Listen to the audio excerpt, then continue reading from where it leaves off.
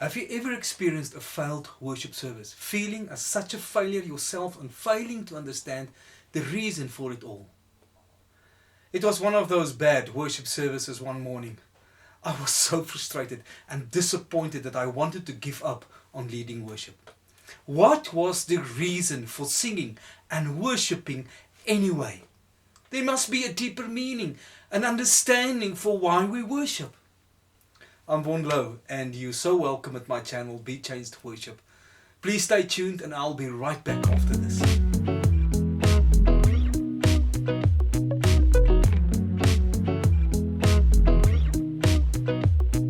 Sunday after Sunday we lead worship services all across the world in different denominations and churches.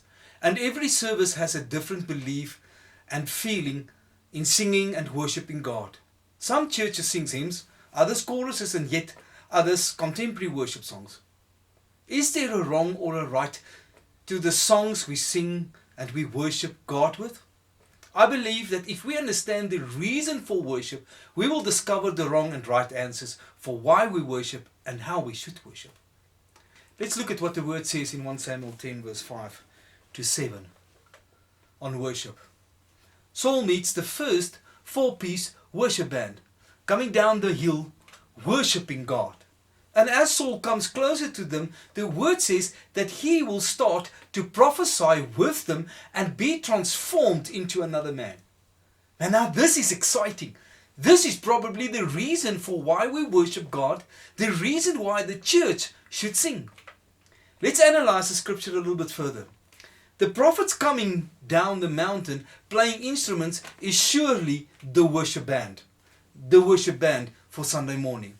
Therefore, we must understand that worship bands act in the office of the prophetic. Every song we sing has a prophetic influence on our lives. The words in the song can change us, alter courses of our lives, our destinies. Saul, on the other hand, about to be crowned as king, meeting the prophets at the foot of the hill, presents the nation. With every worship service, the nation comes into the presence of the prophets to worship God. And here is what the word implies.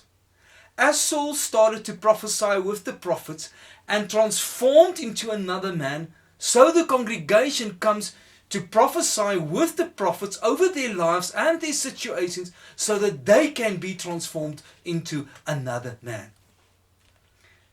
The deeper meaning of another man refers to Jesus. So worship with the prophet transforms us into the image of Christ.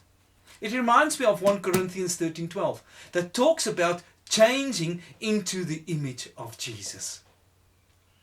Worship influences us to change more and more into His image.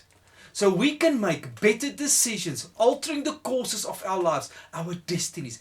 And now look at the next verse in 1 Samuel 10 verse 6. He says, do what your hand finds to do. I will be with you. This is the impact of worship in our lives, in our churches. Worship brings changes of character, change in our thoughts, our minds, our decision-making patterns, to such a point that God will be with us in our daily work, our tasks at hand. Worship leader, you have a vital, important role to play in this congregation. It is not an easy task, I know. It is not a mediocre ministry for just a few talented musicians. No, it is a ministry that affects destinies, changes outcomes, make people to change their minds, to make better decisions, to influence their own lives and the lives of others. Let me tell you a true story. It was an early spring morning on our way to a massive men's conference here in South Africa. And we stopped along the road for my friend to take a smoke break. After he lit his cigarette, he looked me straight in the eyes and said, 2 things I will never do. I will never stop smoking and I will never raise my hands while we sing. I was astounded by his words, trying to understand where this came from. He was a heavy smoker. I mean, he smoked on the hour, every hour, 24/7. And he was also from a very religious, reformed background.